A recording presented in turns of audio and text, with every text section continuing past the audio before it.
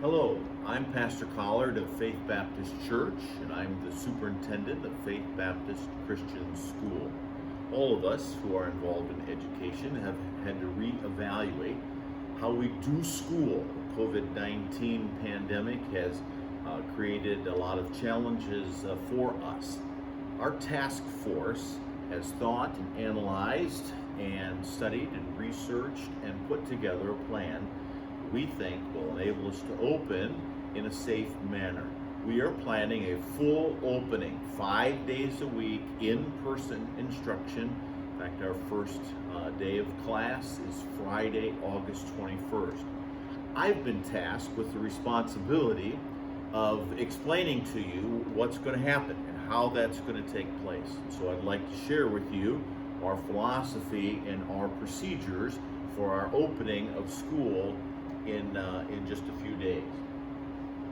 So this is our back to school plans as put together by Faith Baptist Christian School. Our mantra for the fall is screening and cleaning. In all the research and our talking with others and studying, those two areas are very important for us to conduct school safely. So we have to screen and we have to clean. We'll allow this circle here to represent Faith Baptist Christian School. I'm going to call it a bubble. Some would call it a pod. Illinois government uses the word pod when it talks about groups. I'm going to refer to it as our bubble. Our goal is to protect the bubble, Faith Baptist Christian School, the students that come into our bubble. And so we want only healthy individuals and students and staff within the bubble. If we can keep the sick ones outside and only bring the healthy ones in, we can conduct school in a very safe way. Now, in order to do that, there has to be some screening. And screening takes place at home. It begins at home. We partner with families. We're expecting our school families to help us and cooperate with this. So screening takes place at home. These are some of the questions that will be asked. And so parents need to ask the students every day concerning this. Hey, how do you feel? Are you sick? Any chills or fever? Is a prolonged, persistent cough? Obviously, if the family's been exposed to someone with a COVID-19 positive test result, then we need to know that, need to be aware of that. So when they do the home screening, close contact, child have symptoms, child feeling sick, yes to any of those, keep the child home. Keep the child home. You screen and only send us children that are healthy. When they come to school, we will do some additional screening. So we want to affirm that the children coming into our bubble, the teachers coming into our bubble, the staff coming into our bubble are healthy. So every day we will do a fever check. The question is, do you have a fever? Our standard is 100. Some would say 100.4 and so on. This has been our standard in the past. We will continue with our standard. So if a person does not have a fever, they've run through the checklist at home, they come to school, we take their temperature, there's no fever, what do? We admit them into class. They're allowed inside our bubble. If they have a fever, and so they come, we check their temperature, oh, you're running a fever. What do? We put a mask on them immediately, so any other communication or around there, that is covered, and we send them to the office. Our office staff has the material and the equipment to handle sick children, so they have all the protective gear and that kind of thing. We're going to let the office know we've got one coming to you, and that person will be in the mask and going to the office. The office will recheck the temperature. There are a number of reasons why a kid could run a low feed, a student could run a low feed, low grade temperature, that's the word. And maybe with a second check things are normal. If there is a fever, however, we're going to isolate that student and put them in a separate room and isolate them and then send them home with mom and dad. If there is no fever and the protocols look good, then we can admit the child to class. What we're attempting to do is to make sure that only healthy students and staff and teachers get inside our bubble. It begins at home and a fever check when we come. Now we have people who want to come during the school day and visit for various reasons. Sometimes there are people making deliveries, sometimes there's parents or grandparents, maybe wanting to have lunch with their student, salesmen coming in and out and desiring to see people, make appointments, that kind of thing. What about visitors? This is our greatest danger. We don't know where they've been or who they've been with.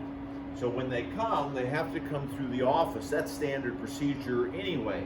We are going to ask them health questions. They will have a questionnaire that they will need to complete satisfactorily. We will give them a temperature check, and they will have to sign in and all the protocols.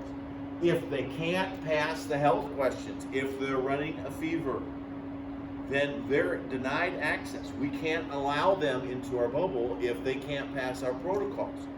That's a danger. We don't want to expose our students to a risk that they might bring in. If they can do that, then we give them a visitor's pass.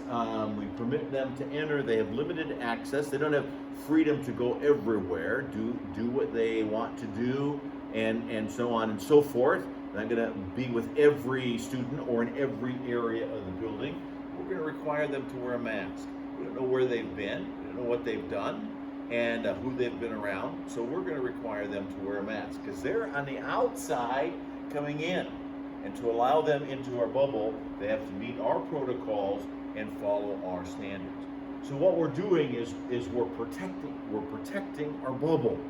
If we have healthy students, and if we have healthy teachers and staff inside our bubble, we can conduct school very safely, and we don't have to worry about COVID. In our school, inside our bubble called Faith Baptist Christian School, there are other bubbles, and so we naturally break down. We do this anyway into 3 divisions: preschool, elementary, and secondary. So this is where the distancing comes in. This is common sense distancing. The preschool goes to their building and they check in, get their temperature checked at the door, and they check in. Depending upon our enrollment, we can have separate bubbles there. There may be some interaction of the bubbles, but depending upon our enrollment, they're completely separate. This is good. Last year, when we had the influenza outbreak in the fall, the preschool was hardly affected at all. Now the elementary, we closed the elementary for a day and a half, if you remember, and because influenza A was so great among our student population, but the preschool wasn't affected at all. And so by putting bubbles inside of bubbles and smaller bubbles, okay, we can isolate where the difficulty is and where the exposure is, so in the event that we have a situation, we don't have to shut everybody down. We can just shut those down, those that are exposed. So in the elementary, we have 4 very obvious bubbles. And the way that our system is structured, they don't intermingle. And at lunchtime, we keep them at separate tables. We'll spread the tables out a little bit further. This is common sense distancing. We're trying to keep the 3rd and 4th grade separate from the 5th and 6th grade as much as possible. When you get into the secondary, it's a little bit more difficult. Now, the 7th and 8th graders, junior high, they tend to have the majority of their classes together, and so they're in a little tighter bubble. But the 9th through 12, we have overlapping classes. We have Bible class that overlaps, and we have fine arts that overlaps, and some language study that overlaps, and some of those kinds of things. And so it's not quite as easy in the secondary, but we'll do the best that we can. So what we're doing is we're doing distancing in a common sense approach. Spreading out the classes a little bit better, trying to keep from interacting as much as we can in the normal flow and operation of the school day. The three bubbles are very, very much separate from each other. And so the secondary and the upper floors of the educational building, and the elementary and the basement, underneath the auditorium, preschool, and their separate building. Screening and cleaning is our mantra, and so cleaning protocols that we have implemented for this year. It's additional cleaning from what we normally do. Three terms you need to be aware of. There are three levels. One, first is the cleaning level, second is the sanitizing level, and third is the disinfecting. Cleaning is when you remove the visible dirt. We mop the floor and we wipe the countertops and so on. Washing your hands with soap and water is an example of this. You don't get rid of all of the germs when you do that, but you get rid of the soap or the dirt and that kind of thing. Wash your hands before you eat, right? So you do that. You wash your hands with soap and water. You don't get rid of all the germs. If you want to get rid of more germs, then you use a sanitizer. And sanitizing is making the surface free of harmful germs, and we do this around food in particular. We don't use chemicals around food products and that kind of thing, and be careful with that around the children. But we sanitize. Certain times that we sanitize, and we're adding additional hand sanitizers, touchless foam sanitizers throughout the building to help with this. Disinfecting is when we take the third level. This is serious business. This is when we kill the microscopic organisms. This requires time and chemicals. So you have to have the right mix to be able to kill, and it has to sit for an extended period of time. So from 4 minutes to 10 minutes, depending on which product you use, it has to sit. Then you come and wipe it.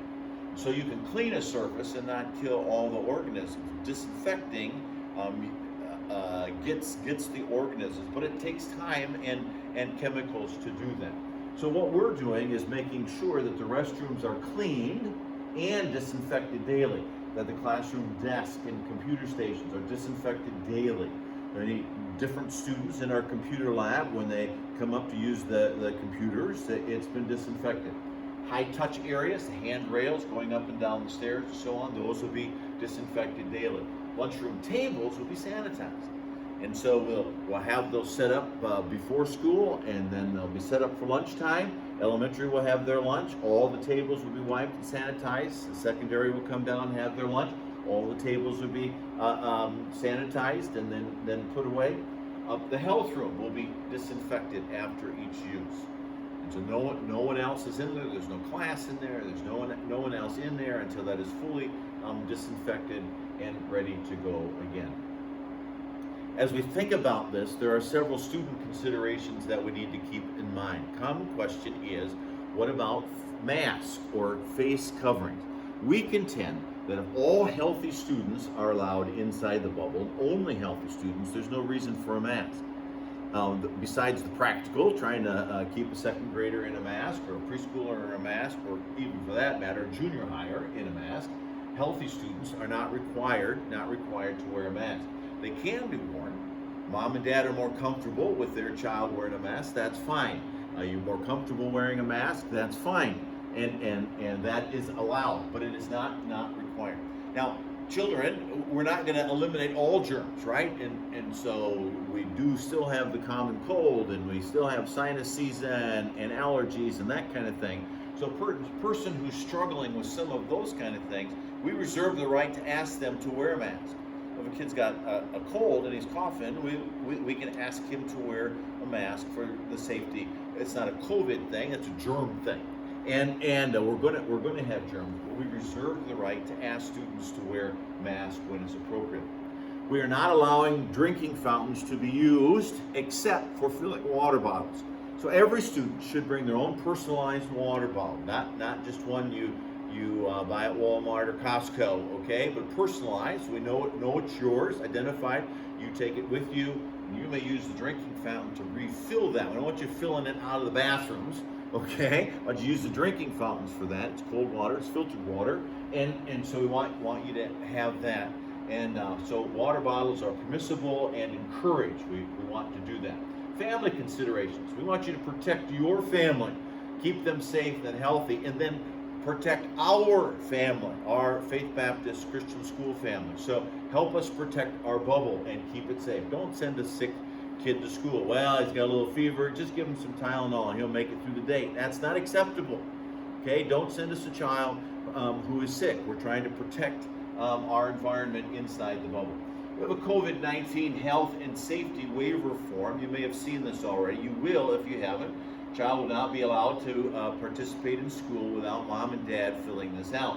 This says you understand our guidelines and you're going to cooperate. We're going to partner together. We're going to work together to do that. It releases us from liability, and you're assuming the risk. There's risk involved. Hey, teaching is a high-risk occupation. Why do you think emergency and airborne were invented? Those who are flight attendants, those who are teachers in classrooms with children, okay, to help build up the immune system. There's risk involved. We're minimizing the risk, and we're trying to eliminate the risk of COVID-19 inside our school. There's some new adjustments in the start times and finish times. Check your handbook. Have questions, call the school. Make sure you know those and are aware of those. We're staggering the start a little bit, staggering the finish a little bit of our day. Just a few minutes there, but staggering those to help us with that. Please note and adjust to those. Let me bring this to a conclusion. Our philosophy, our mission statement begins, we partner with families in educating students, Christ-centered curriculum, etc. We partner with families. So parents and families are instrumental in helping us to carry out this plan. We believe that under these guidelines, we can conduct school in a safe manner. We're planning to open 5 days in-person learning, and as long as we're able to accomplish this, we'll continue this.